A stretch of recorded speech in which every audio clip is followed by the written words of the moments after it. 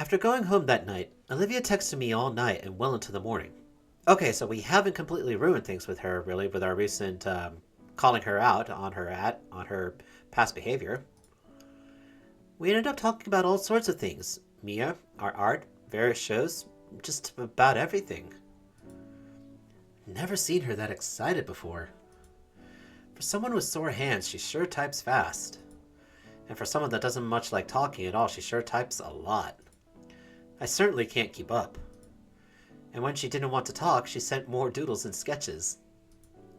Sleep wasn't really an option on my end either, and Gut's doodle ventures were quite entertaining to read. Since then, we've been texting more every night. Not as much, since I do need my sleep. But right now, I'm just waiting for art class to end. Mr. Triggums is apparently one of those substitutes that demands complete silence until class is over, but doesn't care beyond that. So even though I'm sitting about 2 feet away from Olivia, we're having to text each other. She's quite the storyteller with these doodles. Like right now, as I try to keep up with the tale of Guts riding a... What's he riding again? He's piloting the main golem from Gundam Finn. A giant robot from one of the shows she's been wanting for us to watch together. I mean, we would. I totally want to. Just Olivia and I, sitting side by side on my couch. Maybe as we're getting tired, we start leaning against each other. I could even offer to keep her Whoops. Catching my phone on the precipice of my desk, I see that Olivia had sent an even more detailed version of the previous Guts drawing.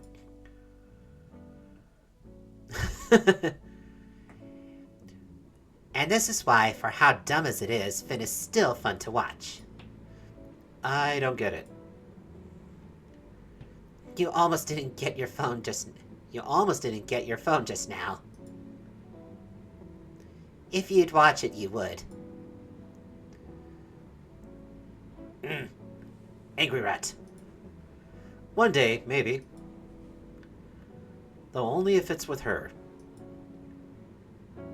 One day, yes. Ah, crap, teacher. Don't want to lose my phone. Okay.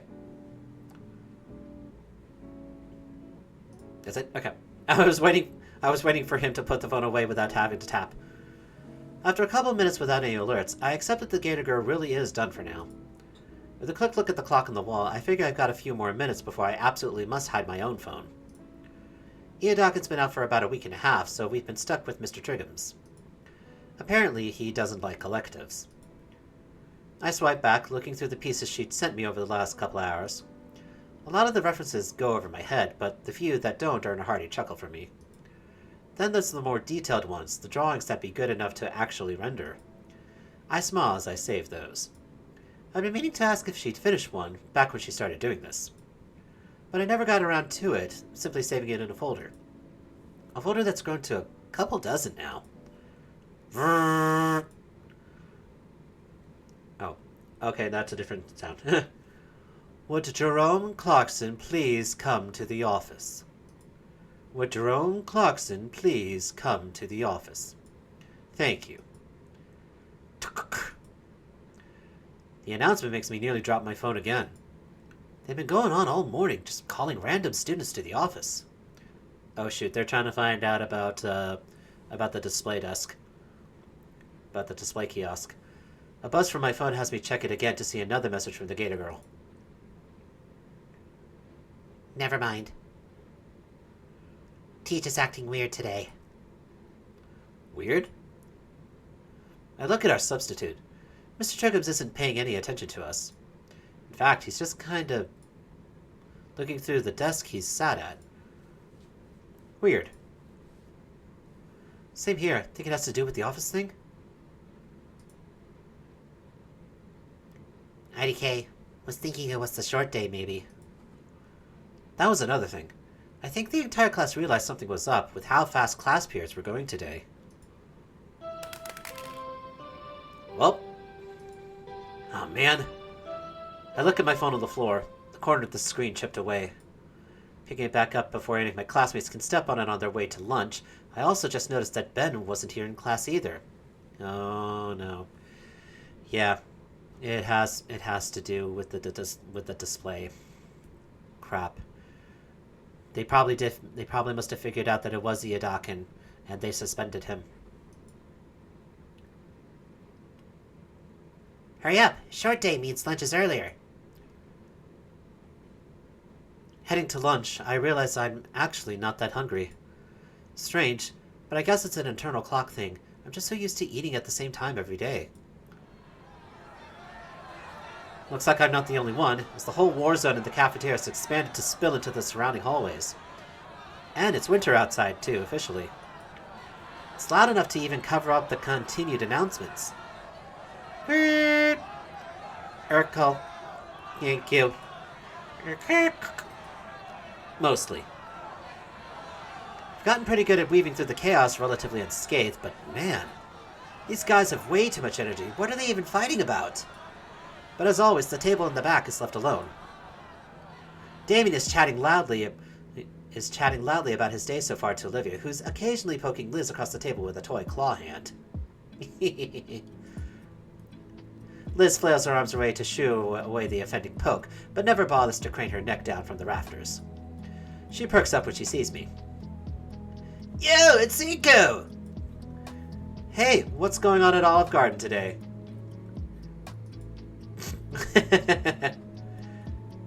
Whack his noggin. The meter stick falls on my head. Ah!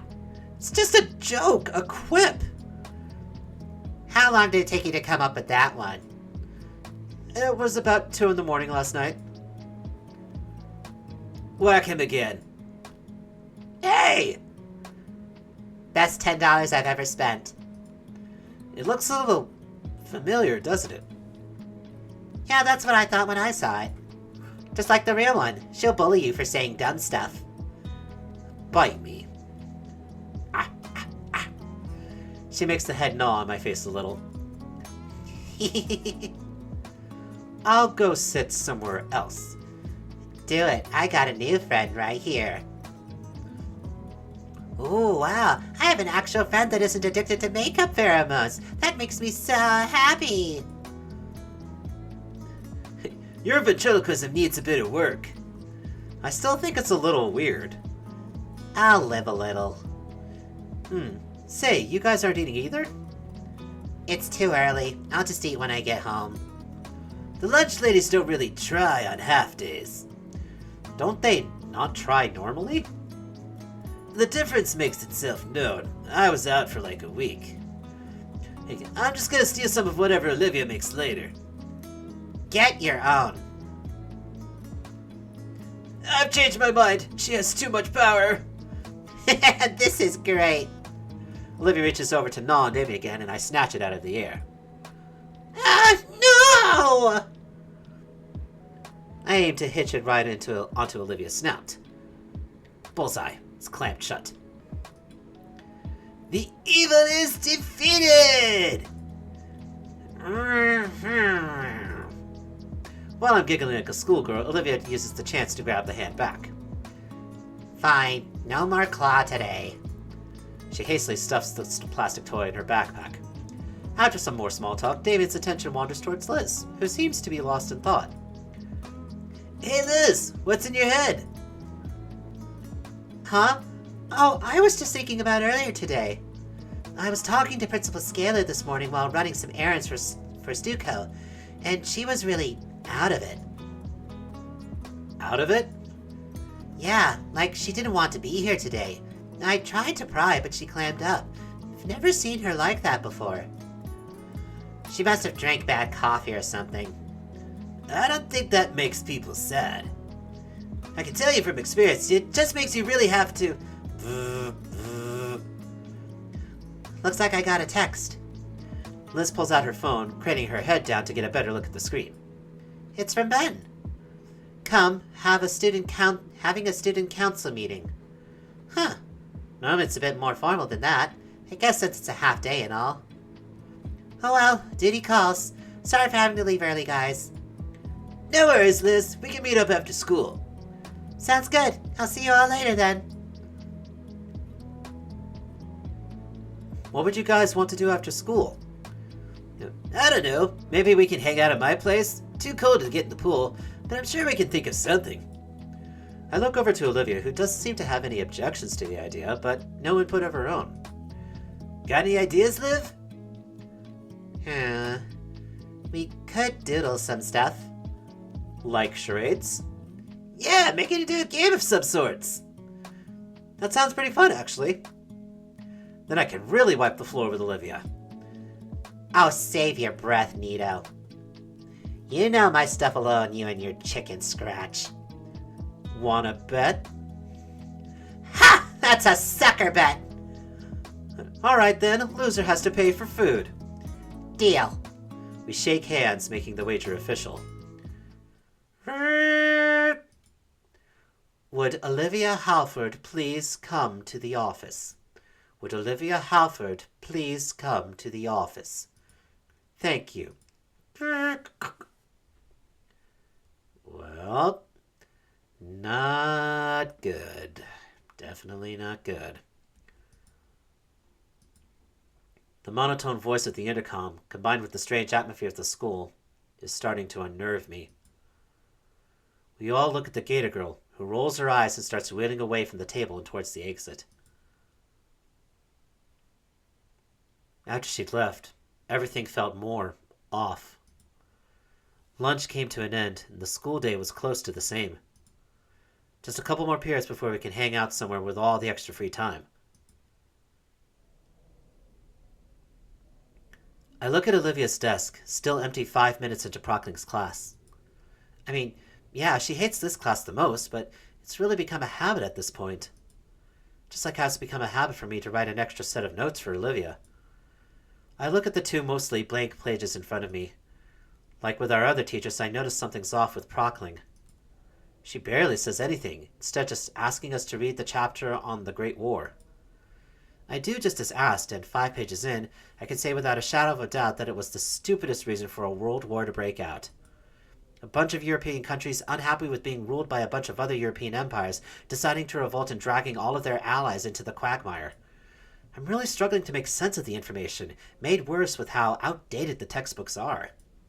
Seriously, they're written so bad it ought to be a crime. It oozes pro-Gilded Age corporatism, the kind that genuinely believed that anything bigger than a gathering of 10 people was a form of unionism.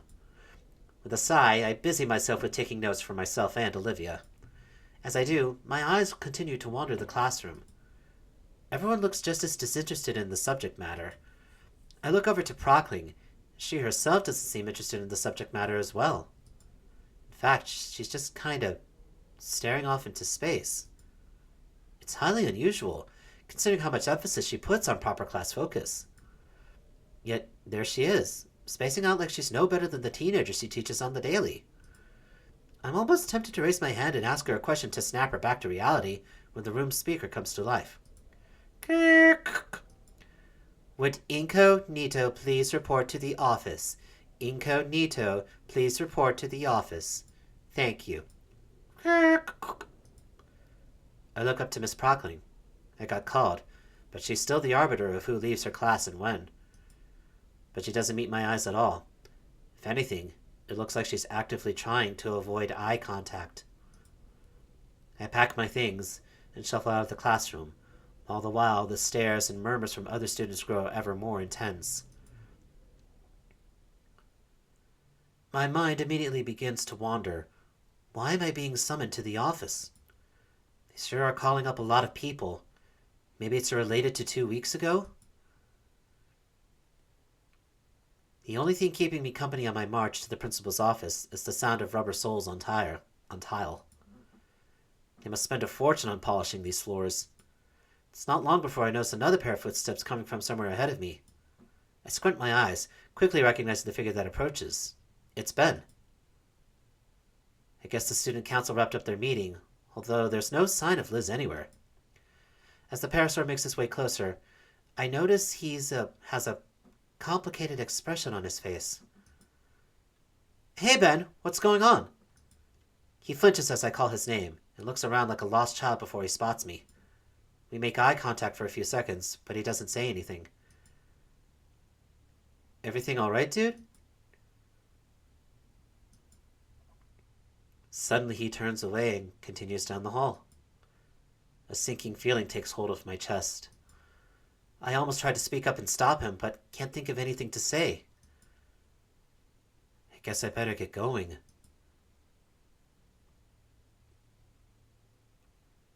After another minute of walking, I reach the door at the principal's office and find it wide open. Come in. I step into the office and close the door behind me, following the source of the deep voice.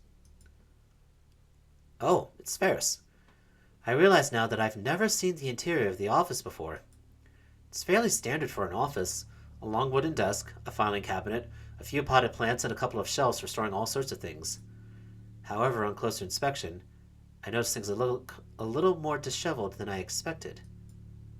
Manila folders are strewn across the desk. One of the filing cabinet drawers hangs open. The potted plants are either overwatered or wilting. Is this really Scalar's office? Mr. Nito.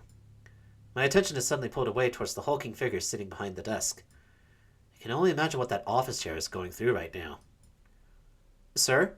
Is everything all right? Have a seat, please. He motions to a small plastic chair on my side of the desk. How have you been, Inko? Oh gosh, this looks very severe. I oblige his request, taking a seat and trying to suppress my anxiety. I think I'm doing well. He nods to himself, holding his eyes closed. That's good to hear. The whale looks down at an open folder on his desk, taking a moment to look over some kind of document. I have news for you regarding your instructor for AP Art Design and Photography. You mean Mr. Yadakin? Yes, Mr. Yadakin. A fine teacher, if student surveys are anything to go by. He also spoke quite highly of you. Did you have a strong relationship with him? Yeah, I think so. Did something happen? Oh god, please. Don't, no, please, oh please, no. My heart drops as Ferris's brow lowers ever so slightly. Suddenly, his tone completely shifts into one more clinical. Over the last 2 years, Mr. Yadakin has been suffering from a rare form of chondrosarcoma that originated in his vertebrae. His tone is heavy. I don't quite know what ailment he just named, like he should spit on the doctors responsible for discovering it, but the practice movements and worn-out features are undeniable. He's by no means a fragile man, but the tiredness he tries to hide is barely concealed. Every student he's broken the news to has taken something more from him. Tensing himself slightly to be as tactful as he can, the attempted reverence is lost as he recited scripted lines just a few too many times already. He can't muster much more than this flat citation. This analysis means nothing. I'm just distracting myself from the reality of the situation, as though prolonging a confirmation will keep it from happening. Mr. Ferris notices my subtle confusion and clarifies like he must have done a few dozen times already. Bone cancer. Mr. Iadakin was well advised by medical professionals about the treatment options available to him, and the district offered him a generous medical leave in recognition of his tenure here at St. Hammond. He turned both of these down. The cacophony of thoughts swirling in my head makes it nearly impossible to think, impossible to focus on anything. Right now, all I can do is revel in it. Time passes. I'm not sure how much, but I still can't get a grip on my own mind. Ferris is calmly waiting for me to say something, but I can tell he's becoming uncomfortable. There's only one thing that I can muster the will to ask. Why? The whale grimaces. I wish I had an answer. His inflection tells of his own questioning thoughts. The exchange seems to give Ferris the energy to continue, however. On Sunday, Mr. Yeodakin was hospitalized due to complications with his illness. He passed away the following morning.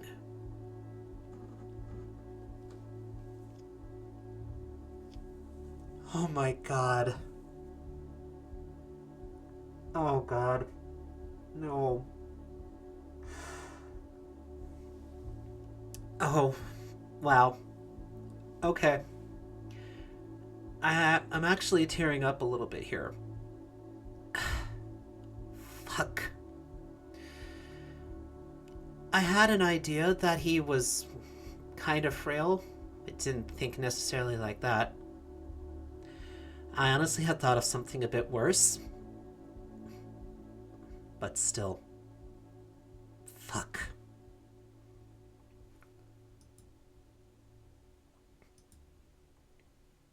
Olivia was called here before me. Counseling will be available for you and anybody else affected. And sorry, do you know where Olivia went? No, she didn't say. I'd like to go now, Mr. Ferris. Yes, feel free. I stand up from the plastic chair, pushing it closer to the principal's desk. Offering one last nod to the superintendent, I let myself out of the office. As soon as the door clicks shut, I start running. Shit, where would she go? Studio room, maybe? It's the best lead I have. Thanks to all those gym classes, I'll have no trouble getting there quickly. My new destination takes me up the main staircase of the school and onto the second floor. It's not long before I'm staring down the hallway of Yeodakin's classroom. I breathe a sigh of relief as I spot Olivia sat in the front of the door. God, what do I even say to her?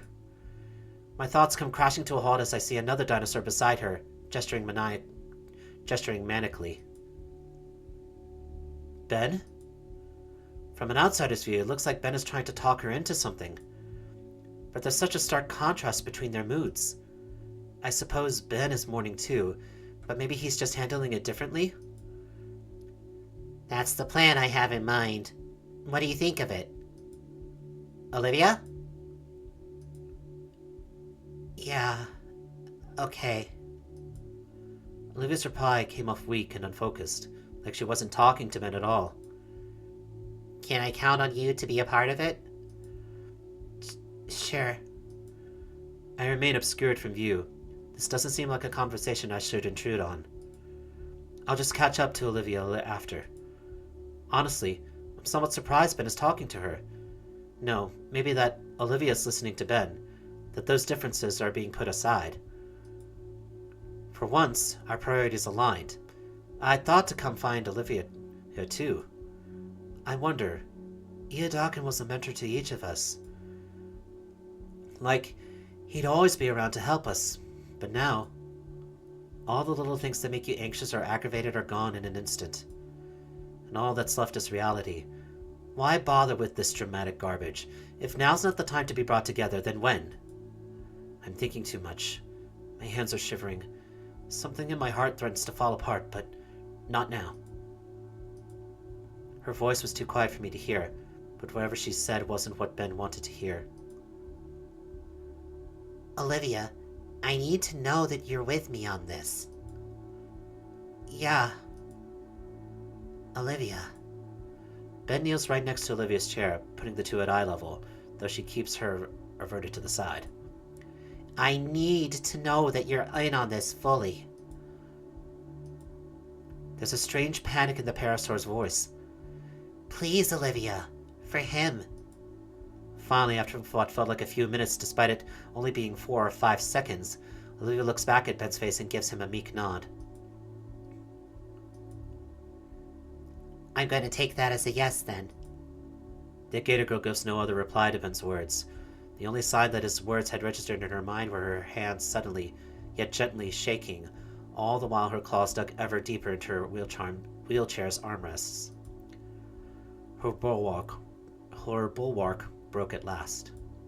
Seeing the droplets from her eyes drives a searing pain through my chest. My instincts drove me forward, beyond my common sense. I gripped the blue boy's shoulder and pulled him up. Ben! The Parasaur's eyes snap up towards me. He makes eye contact with me, a depressive expression coating his face. Inko? What are you doing here? I wanted to see Olivia. Olivia's silver eyes finally lift, and the pain reflected in them threatens to shatter my aching heart. Ben looks back to see those mournful eyes too, though his reaction seems the opposite to mine as a smile draws across his face. Inko, hear me out. I'm trying to organize a eulogy for Iedakin. You know, say our goodbyes to him. He deserves it, at least. Olivia, me, and you. He helped each of us so much, and... While the Parasaur rambles on, I turn my attention solely on Olivia. I push past Ben and take a knee next to Olivia, now eye level with her. Ben finally stops talking. I can feel his stare boring into the back of my head. He wants an answer for whatever he was just talking about. A eulogy for Mr. Iedakin. It's so surreal to think about that. To think that I spoke to him only yesterday and today he's just gone. A eulogy. Yeah, it's the least we could do for Iedakin, as his pupils. He deserves so much more, though. So much. Right, yeah. Olivia's probably feeling what I'm feeling right now. This fight between reality and emotions. Iedakin's gone, and I'm still trying to process it. Trying to accept the fact that I'll never see him again, or listen to him again, or get advice from him again. Never get to impress him or show him how much I've improved because of his lessons. I don't think I'm ready to accept that he's gone. Ben clears his throat, snapping me back from my stupor and back to our current reality. I'm sorry to be so pushy, but I need to know if you and Olivia are in or not. Ben turns to look at Olivia as he says those words.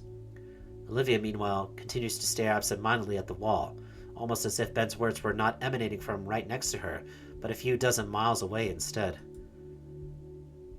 Ben, I don't think... I suddenly feel a cool, skilled hand fall on top of my own. I turn to look into Olivia's pain-stricken eyes.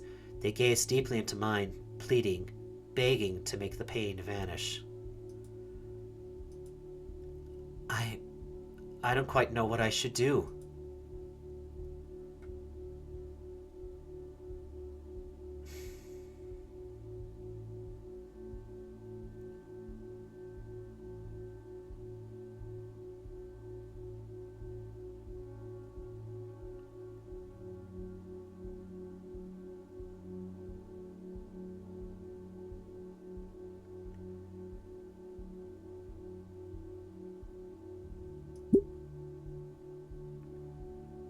Olivia needs us now, more than ever.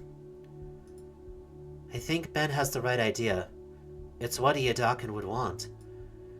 These are scary times, so it makes sense to be afraid, to be hurt.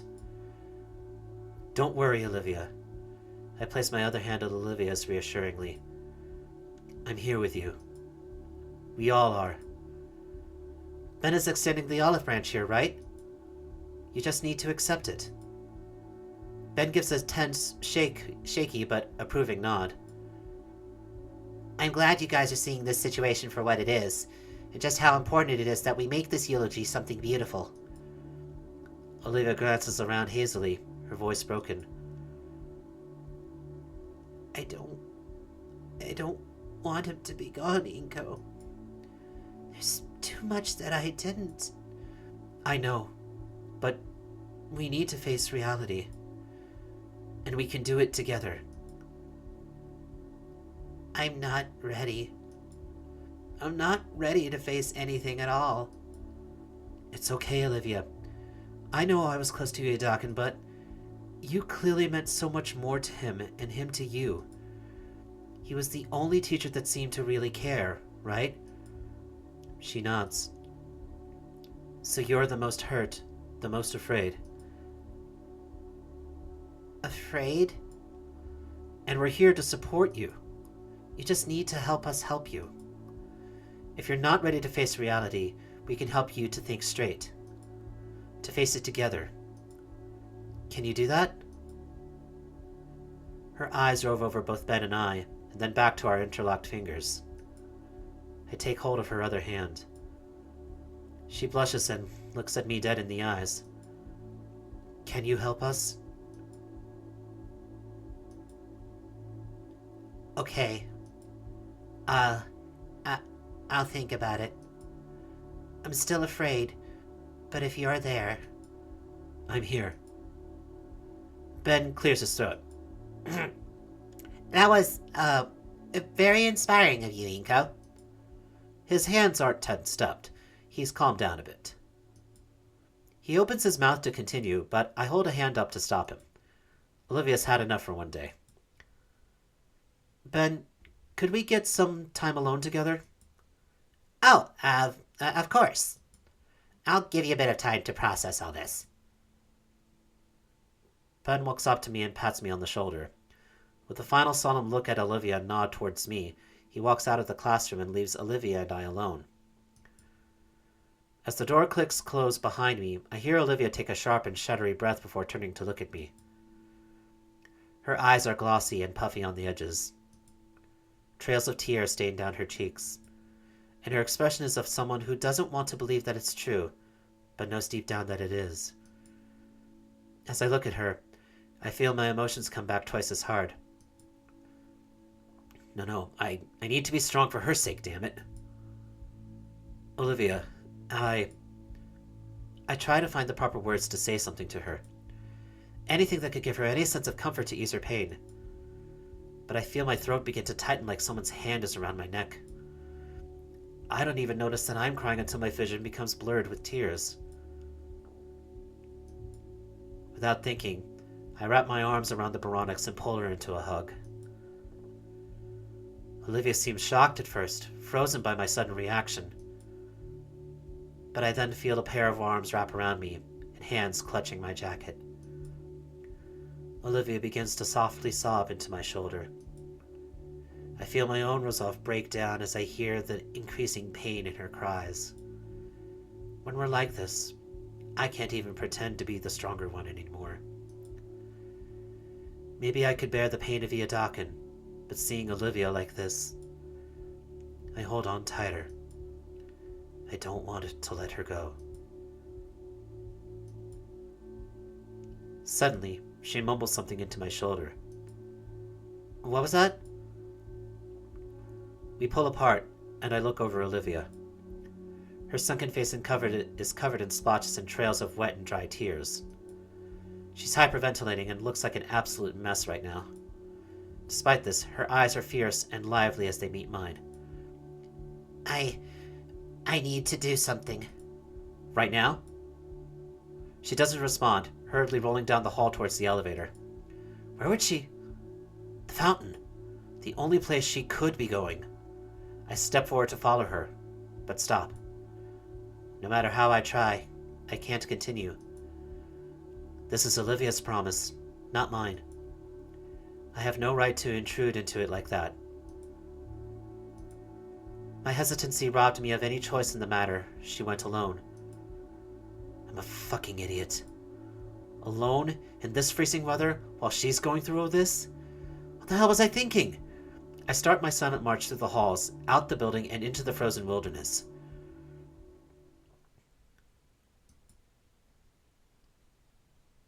It's cold out, freshly starting to snow. The world just feels so much smaller, muted, and colorless. Now's not the time. I must find Olivia. There's thin tire tracks in the thinly laid-on snow, paving out down the sidewalk. I follow them. The path is serene. The falling flecks of white make it feel like one of Olivia's landscapes. The fountain must be around the corner. Oh God. I should have gone with her. Of course the fountain is only accessible with stairs.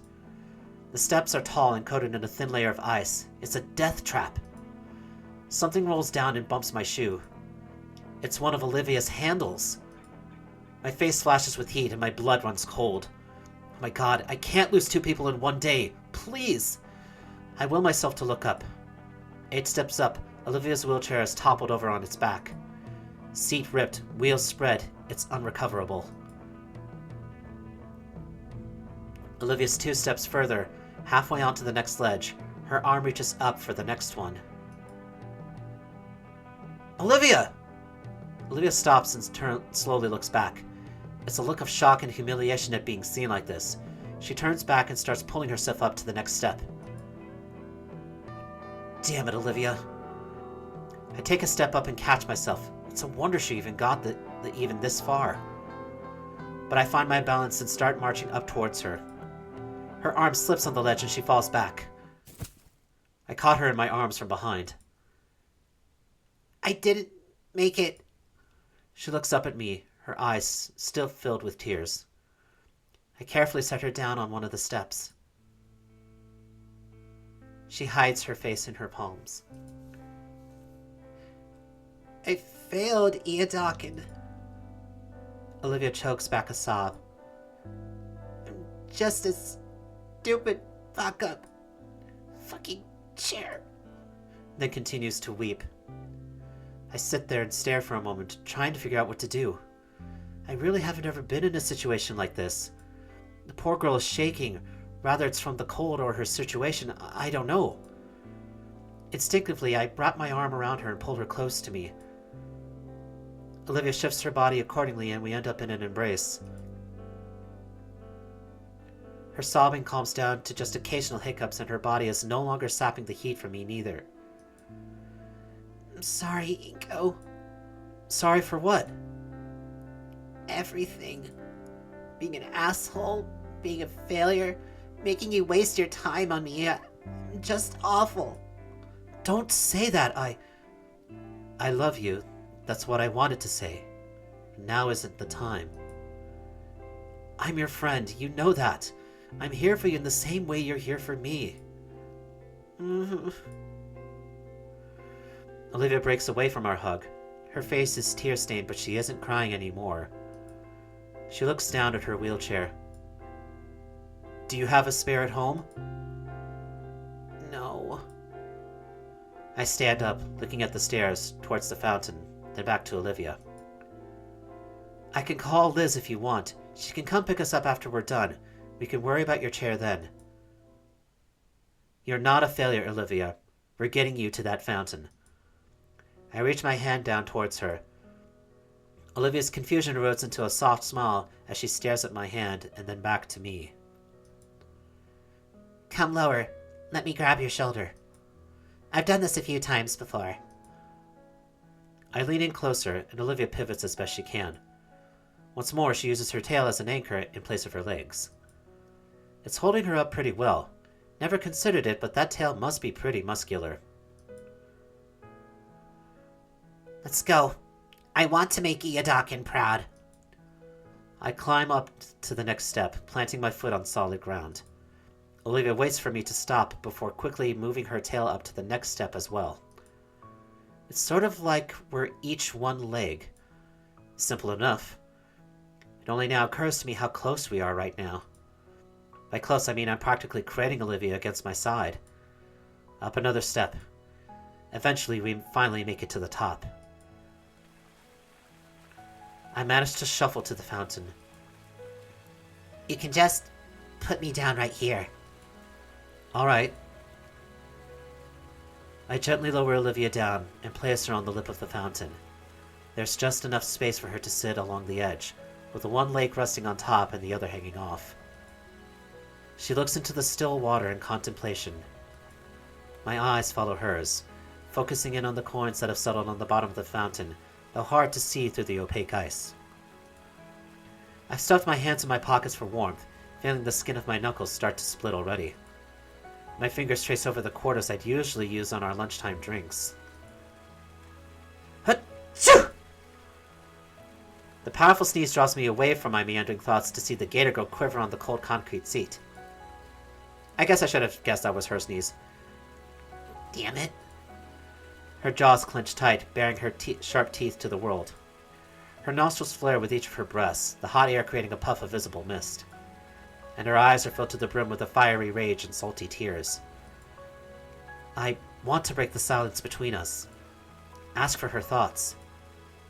She's deep within them, though, raging within her own mind, finally having the moment to process everything that's happened. In the end, it's Olivia that breaks the silence, with a single quiet, disdain-filled curse. Damn it. Her eyes shut, keeping her tears from falling. Damn it. A hiss seeps through her lips. I made it. I finally made... But... The thought goes unfinished. She lets her shoulders down and turns her gaze away from the spouting water. Listlessly gazing toward the obscured afternoon sun that's just managing to peek through the clouds and snow-covered trees. Maybe she's imagining that's where he is now. But what now? I withdraw my hand from my pocket, holding it open for her to see the pocket change in my palm. Scanning over the water feature before us, I think back to all the times I wanted to do just this with someone else. How about we make a wish? Olivia's brow furrows as she glances off to the side. Her fingers grip her hoodie, and I watch as she considers my suggestion thoroughly. Sure. A wish sounds nice right now. I motion her forward. The Gator girl holds her hand out to me, and I drop a quarter into her palm. On 3? I nod in reply. 1, 2, 3.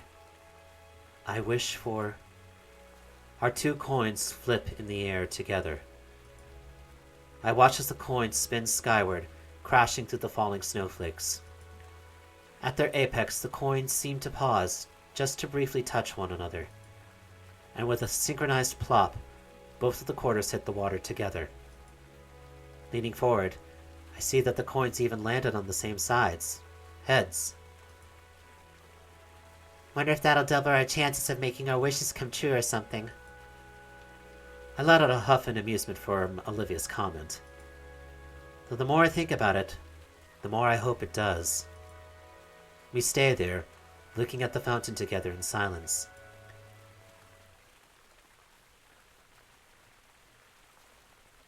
For a moment, it feels as though time has stopped around us.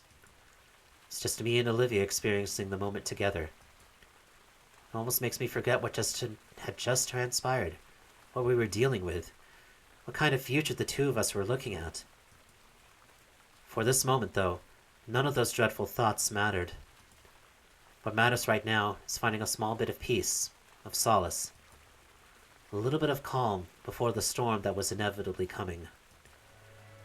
A harsh wind chill finally brings Olivia and I out of our thoughts. Hey, I'm sorry for being super distant earlier. You don't have to apologize for that, Olivia. Everyone goes through these sorts of things differently. I know, but I just feel bad. I know I'm not the only one who's sad that Iodakin is gone, but... Her pause makes me stop and turn around to face her. I can see it in her face that she's trying to form the right words. Iodakin was the first person who I felt was a role model for me. He didn't just believe in me. He made me believe in myself. Not just for my art, but being able to succeed in general. I knew that Iodakin meant a lot to her, but I never realized he meant that much to her. More than anything, he actually cared about me. About my thoughts and my dreams. I felt... Olivia's lips tremble as she struggles to voice the thought. Normal. God, probably sounds stupid saying that. I shake my head in disagreement. You don't. Mr. Iodakin was important to me as well. It's okay, Olivia. I know how you feel. He gave me some of the best advice I've ever gotten from anyone, and encouraged me to follow my dreams, like you. I wish I had met him sooner. There's a moment of silence between us, the air filled with a mix of sympathetic emotions. A shared sadness for the passing of someone who made an impact in both of our lives, but a sense of thankfulness that he graced our lives. Guess we both got our issues, huh? Yeah, I guess so. A fresh breeze of icy air sends a shudder down my spine. So, what should we do now? I pat off the growing pile of snow off of my shoulders and head. Well, let's see. I looked at my phone. School's ending in 10 minutes. Do you want to just chill here until then? No pun intended. Sure. I look around, noticing a tiny bench for two nestled against a tree. The Gator girl must have noticed, as she's already holding her arms out for me. I recall something, a certain pair of raptors.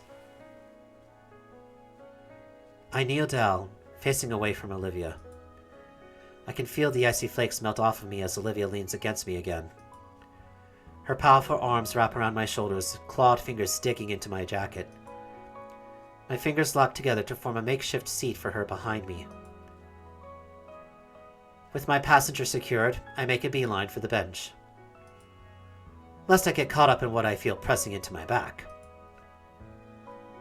She lets herself drop onto the bench, uncaring for her landing. Taking a page from the Book of Olivia, I also drop uncaringly next to her, just glad to have some shelter from the increasing snowfall. So here we are. Mission accomplished for Olivia. Now what? My curiosity compels me to ask Olivia something. If you don't mind me asking, what did you wish for? I don't think you can tell someone what you wished for, or else it won't come true. The superstitious side of myself says that she has a fair point, so I decide not to push any further on it.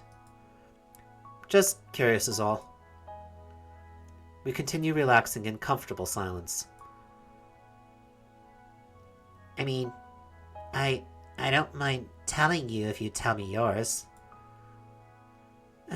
I guess that's only fair. What did I wish for just now? It's hard to put into words. It's not something specific, rather a feeling that I keep coming back to. Back before I came to this school, I would have wished for more friends, or a successful future, or to take back something embarrassing from the past. But now that I think about it, I didn't need to make a wish. That's too vague. I know, but I don't know how else to put it. Come on, at least try. My best memories from the past few months. This? Being outside in the freezing cold? No, not that. What do you mean then? I struggle to find the words without making myself sound stupid. You know, we've hung out a lot together, but it's not often that it's just the two of us. Just us? Yeah, that doesn't happen a lot. I wish it was like that more often. The Bronax's eyes go wide. Shoot, maybe that came across too weird. I mean, I just want to get closer to you, you know? I watch the beginnings of a blush form across Olivia's cheeks. Wait. I don't mean it like that. I want to get to know you better. She glances away, laughing nervously as her tone changes drastically. Yeah, I understand totally. I breathe a silent sigh of relief. You want to know what I wished for? If you don't want to share, you don't have to. No, I asked for yours. It's only right. I wished to know what I want to wish for. I glance across the bench towards her. I can't make sense of anything right now. I want today to be over, frozen, and to have never happened all at once. I want Iodakim back, but I don't want to just replace him with someone else. It's too late to start all over again. She stops to wipe her eyes, but they are already dry. All I've ever wanted was to be someone he would be proud of.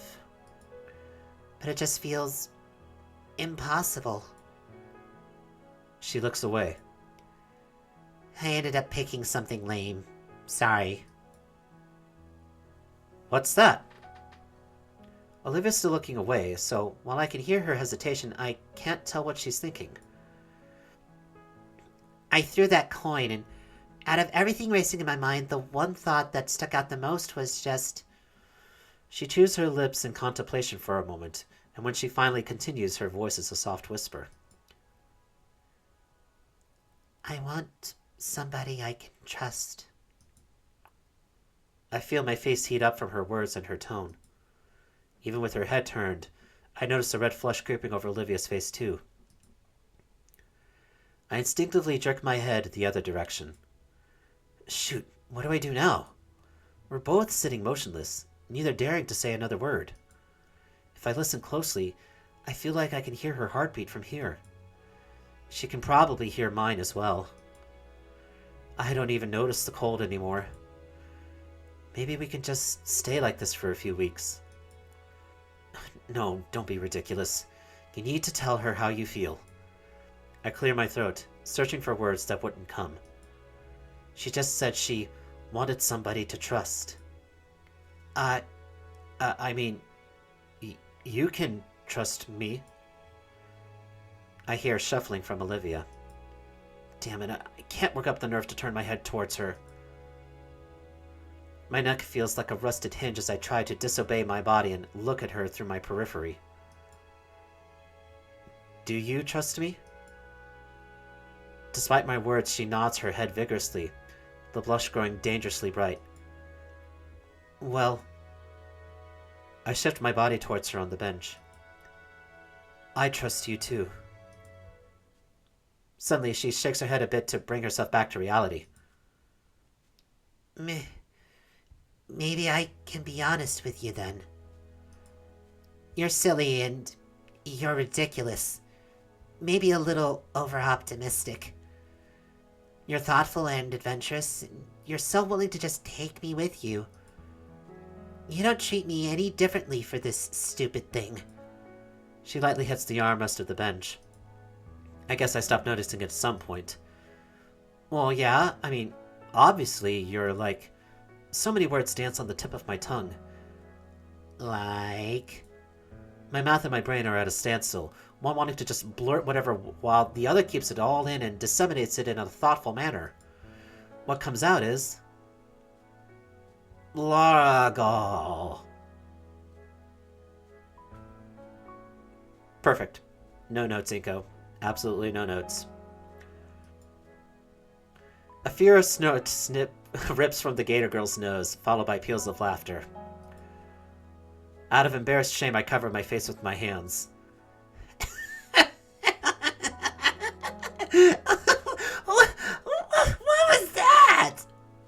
I curse my nerves as I try to protest her continued guttural guffaws.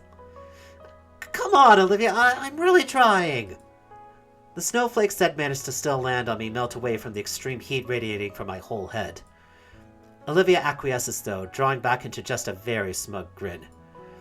Okay, take two, Inko. My head's temperature finally drops from core of the sun to a more manageable volcano. Thanks, jerk. Seeing that small quirk of her own lips, I can't stop a smile from growing on my face. I guess, be honest with her and yourself. Honest. At the very start, I thought you were just out of it. What? You almost ran me over in the hallway. Oh. She frowns and looks away. Sorry. And then you tried to get my seat moved. Sorry. And the claw thing today? Not sorry about that. I figured. And you used to be hard to talk to. I felt awkward every time I'd even try. Like, thank Raptor Jesus for Damien and Liz, because otherwise I wouldn't have gotten to know the real you. Olivia rings her clawed fingers together. And what do you think of the real me? She's easily the most caring person I've ever known. I mean, yeah, she can be a little selfish and doesn't think ahead sometimes. But when she cares for something, she just has to do everything she possibly can for whatever it is. Is that what you think? Yes, I think you're quite caring and passionate and... And? And what? And I know Mr. Yudakin saw that in you, too. Olivia's eyes water at the mention of our mentor. Thank you, Inko. Now's the time, Inko. Just say it. Hey, Inko? Say it, say it, say it, say it, say... Do you like me?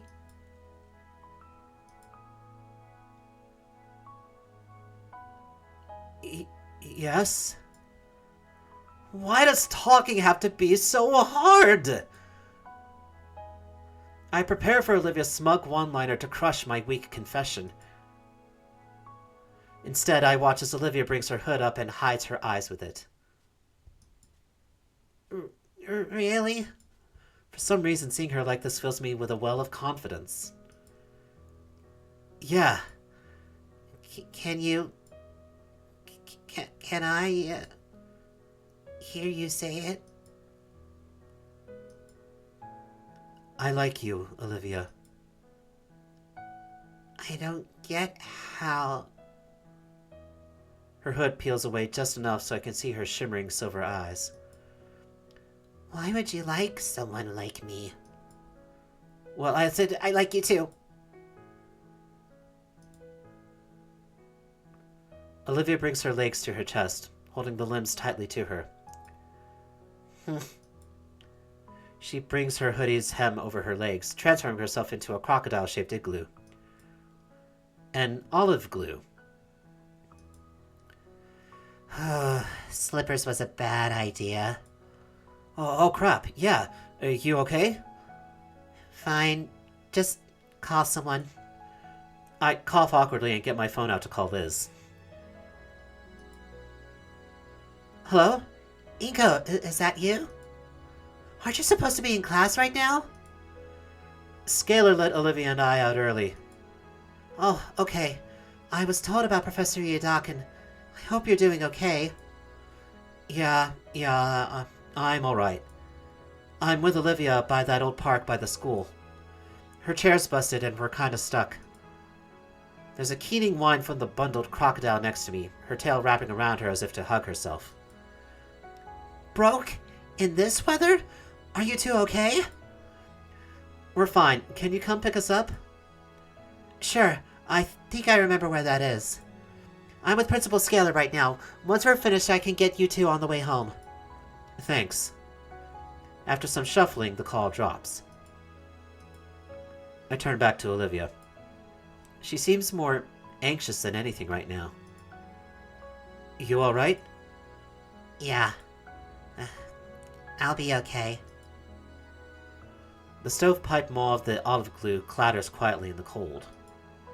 My concern finally takes hold, forcing me to finally close the gap between us. She said the chair had no replacement. It'll take a while for a new one to come in. That means she'll be trapped at home, completely sealed off from the outside. Man. The beginning of Olivia's annoyed protest die of exposure, becoming a grumbling acceptance as I wrap my arms around her shivering form. You're lucky you're warm, Inko. Yeah, I definitely feel like it, as her body shifts and nestles closer against me. Olivia's tail lays on my lap, the shivers reverberating through it the most. I lay my palm atop it, feeling the cold limbs shaking slowly still. Some long-distance trivia about limbs losing heat the fastest springs to mind, and in the hopes of keeping frostbite away, I pet the heavy tail. And as I do, I hear the silliest sound rumbling from Olivia's chest and through the rest of her. It's like a purring cat almost. There's a new sensation on my cheek now, soft and warm. She's... Her lips are planted firmly on my cheek and... This... feels nice. As I continue to warm her tail for her, I feel her warm lips press more and more against my cheek. I don't know if kisses are supposed to go this long and be this wet. And now the lips are moving and some pointy things are there and... Munch. And that's her teeth. Up! Olivia instantly lets go of my cheek with her non-lethal bite. Oh, fuck! Sorry, I'm new to this stuff. I'm nervous. It's okay, really. I put a hand to my cheek to feel the damage. I feel the indents of her fangs, but nothing serious. I almost even start falling asleep before we hear a car pull up to the bottom of the hill. Olivia perks up and leans forward to try and see who it is. A few seconds later, Liz's head rises above the stairs, scanning like a submarine periscope. Crap, it's going to be tough getting all the way back down, even with Liz's help. I look back and smile at Olivia, still huddled against herself and clinging to my arm. You ready?